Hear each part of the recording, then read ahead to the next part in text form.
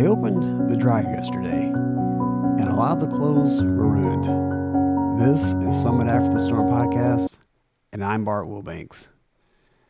So, I did it. Yesterday morning, I got up, and I pushed through a hard workout, trying to stay on track with my fitness goals, trying to keep moving forward one step at a time.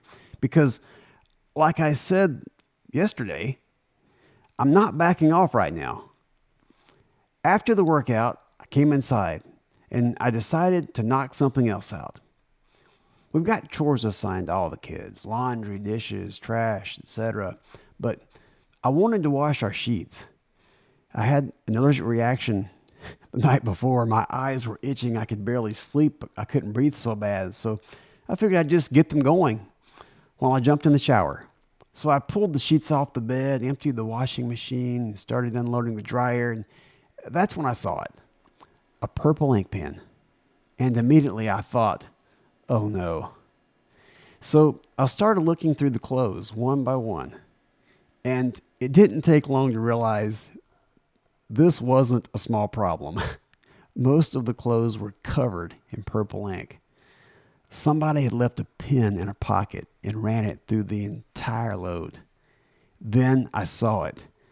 My favorite Peter Millar golf shirt. Not just expensive, but this one actually I cared about. It was completely ruined. Looked like purple camouflage. And as I stood there, kind of taking it all in, another thought hit me. What about the dryer? So I looked, and sure enough, purple ink everywhere inside the dryer, the back wall, the drum, the door, all of it. And I'll be honest, for a second I thought it would be a heck of a lot easier just to buy a new dryer. But I didn't really want to do that. So instead, I looked around. I couldn't find any isopropyl alcohol, so I grabbed some hand sanitizer and some scrubbing pads, and I went to work. 1 hour later, I had another great workout and a clean dryer. But I can't say the same for the clothes because most of them, they're gone. And honestly, probably enough value in those clothes to have bought a low-end dryer. And I kind of laughed because that's the valley. You're doing the right things. You're putting in the work. You're trying to get ahead, to move forward. And then something like that happens. And it feels like you're not getting anywhere. That's the mountain. Because not every step forward feels like progress. Sometimes you lose something along the way. Time, energy, momentum. Your tent, if you've heard my previous podcast about our story on Kilimanjaro. But you keep climbing. Poly. Galatians 6:9. Let us not grow weary in doing good. I know I've used that verse a few times, but it's so true. Because here's the truth. Life isn't clean. It's messy.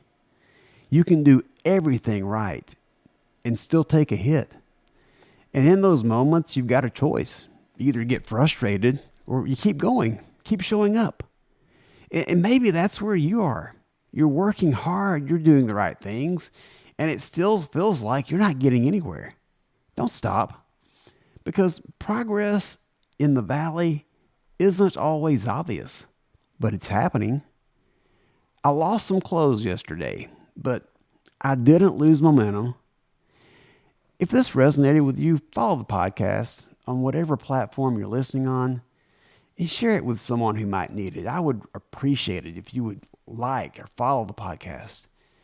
And go to summitafterstorm.com to learn more about my book, about this movement. Heck, you can see a link to pre-order my book if you're interested in that. And until next time, keep climbing. Poly.